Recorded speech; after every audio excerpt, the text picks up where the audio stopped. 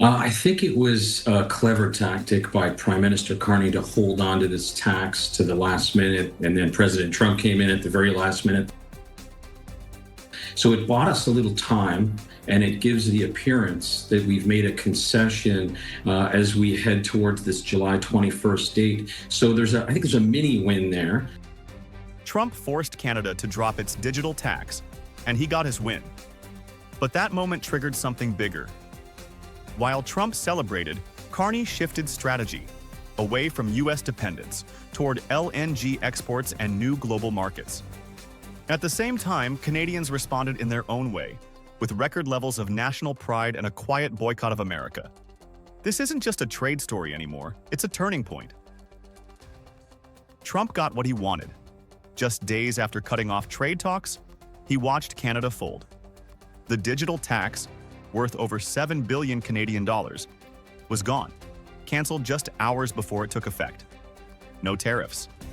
Number 301 probe. Just a clean public retreat. It looked like a total win, but not to everyone. Economist Julian Karagassian, a former special advisor to Canada's finance ministry, saw it differently. He called it a smart tactical play, not surrender, but timing. By holding the tax until the last possible moment, then pulling it, Carney created the appearance of concession without giving up broader leverage.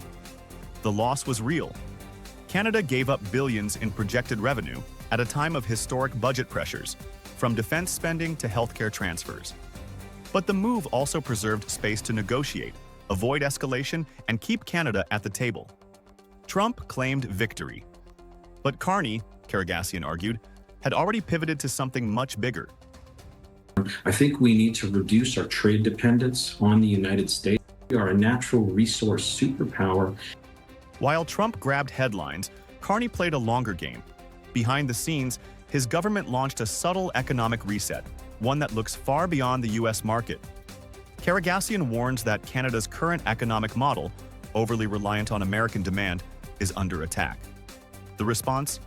Diversify exports, pivot toward Asia, Europe, and the global South, and build an economy for the 21st century, with infrastructure to match.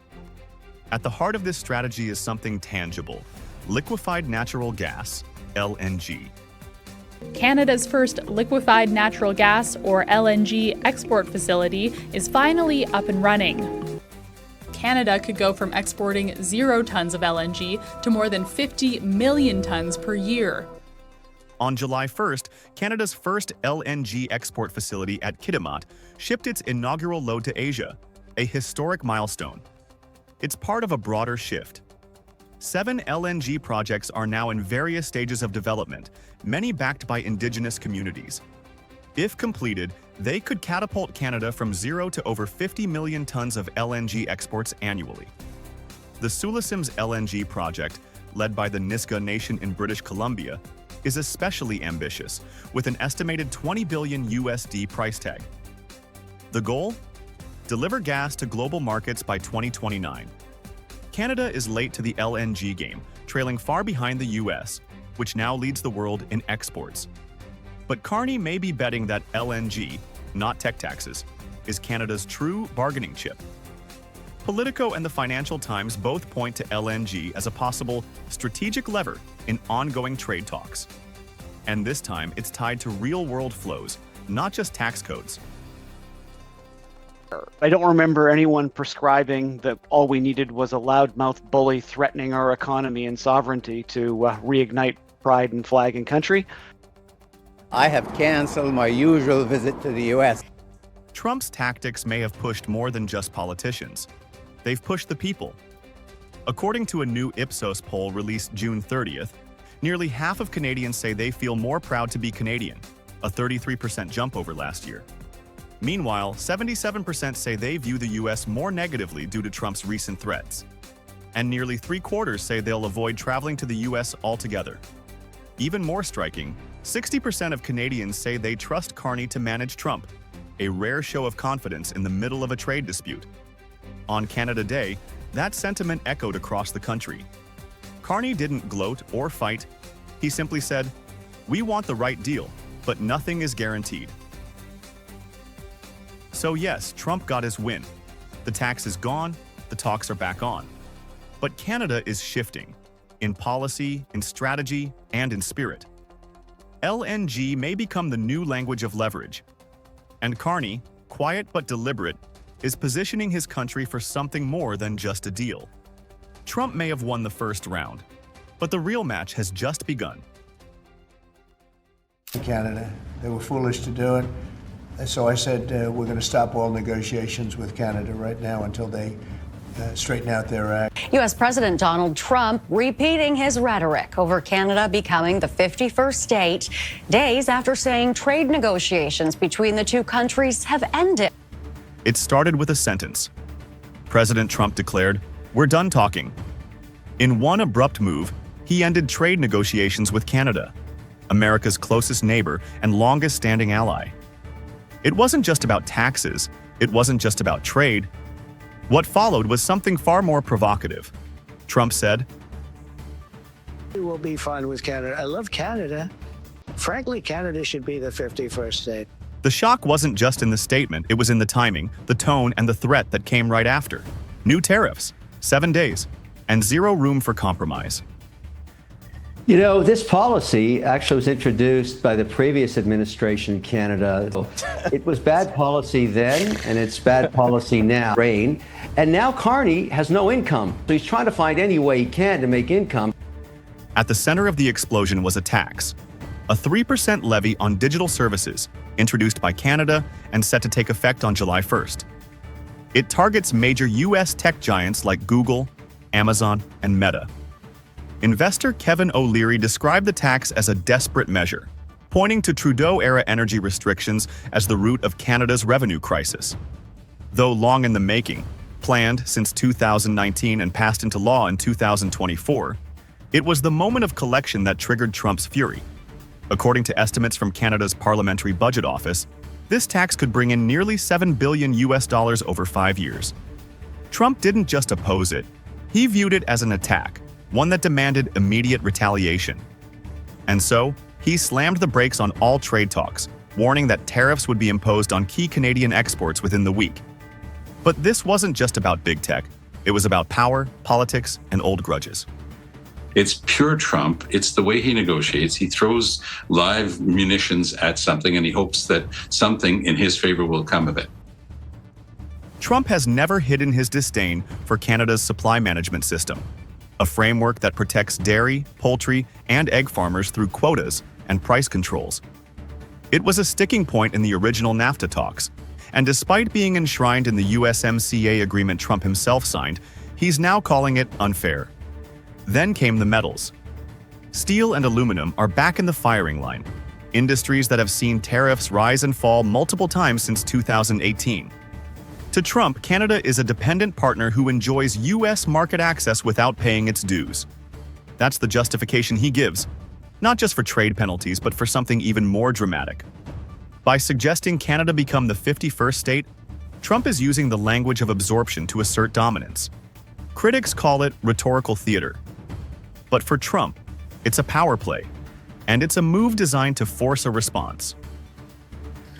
You know, no one takes seriously here in the United States his talk about the 51st state, but he does seem to be using it as a form of leverage, or hoping that it could be used as leverage to get what he perceives to be a better deal.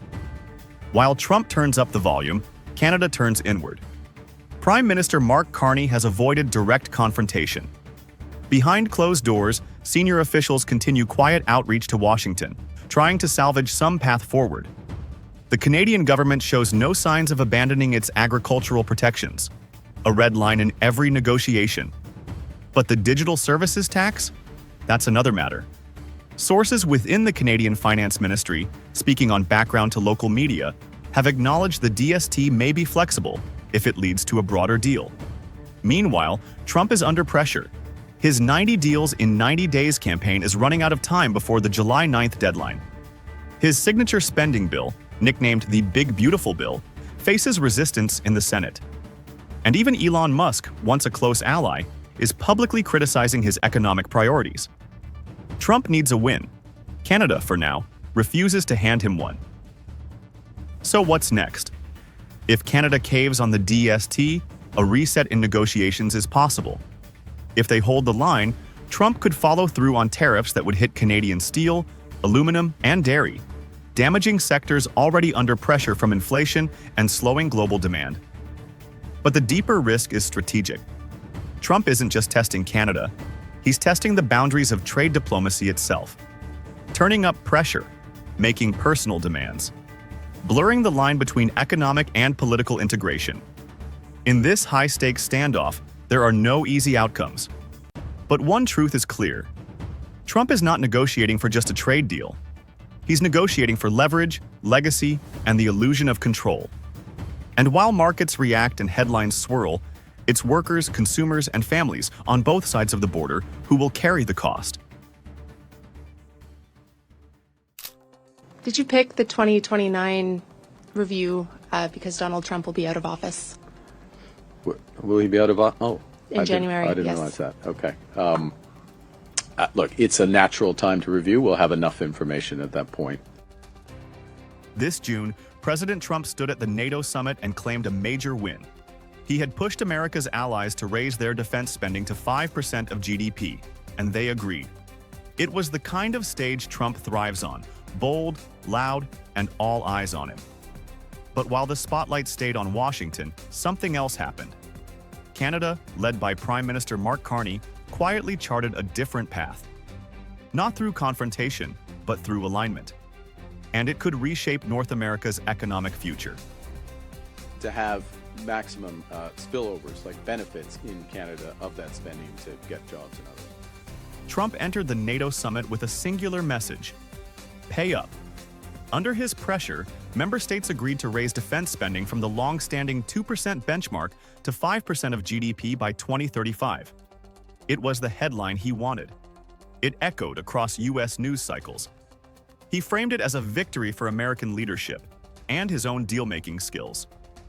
But while Trump was praising NATO's commitment, Canada was making another move. That's part of the reason why we're cooperating more closely with the Europeans. Carney wasn't just there to shake hands. He was there to signal a shift. On the sidelines of the NATO meeting, Canada and the European Union signed a sweeping security and industrial agreement. It covered defense procurement, energy cooperation, and joint development of critical infrastructure. No big press splash, no bragging tweets. But it was a statement, loud in its subtlety. Canada wasn't waiting for U.S. leadership. It was building alternatives. Just weeks earlier, at the G7 in Kananaskis, Trump gave Canada an ultimatum. He demanded a bilateral trade deal within 30 days or face increased tariffs. At the time, Canada was already under a 25% tariff on most exports to the U.S. and 50% on steel and aluminum. Carney didn't push back directly. Instead, he doubled down on Canada's partnership with Europe. While Trump kept touting his 90 deals in 90 days initiative, Canada quietly signed a strategic pact with the EU, locking in military and industrial cooperation. Meanwhile, the US-Canada deal? Still nowhere near finished. By late June, only 2 frameworks had been signed under Trump's tariff blitz, one with the UK and one with China. And Canada, America's largest trading partner, was already warning it could escalate retaliatory tariffs by mid-July if talks failed. Trump may have been trying to corner Canada at the G7. But Carney turned that pressure into leverage and made Washington look isolated. Do you feel more comfortable in Brussels than in Washington? A few days later, at the EU-Canada summit in Brussels, the contrast grew sharper. During a joint press event, Carney was asked a loaded question: whether he felt more comfortable in Brussels than in Washington. He answered with a smile. Well, in terms of relative comfort, well, it's very hot in Washington right now and very humid. I'm sure the dinner will be better. But his message was clear. Canada and Europe, he said, share values on labor rights, sustainability, and defending democracy, especially in Ukraine. He highlighted Europe's 18th sanctions package against Russia, which Canada supported with its own financial sanctions and military aid. He confirmed Canada would join the EU-led Ukraine Reconstruction Conference and had just approved new arms shipments to Kyiv. At no point did Carney criticize the US. He didn't have to. By emphasizing shared values, shared action, and shared burdens, he let the contrast speak for itself. Trump's world is one of deals, pressure, and dominance. Carney's message? Coalitions, long-term vision, and quiet power. And when it came to defense procurement, Canada was already in talks to buy fighter jets and submarines from European partners. No American suppliers mentioned. Trump thought he held the upper hand, with tariffs, pressure, and public ultimatums. But Mark Carney didn't fight back on Trump's terms. He built a broader alliance, one that didn't need Washington's permission. And as Canada pivots toward Europe, one question remains. Is Trump still leading, or is he being left behind?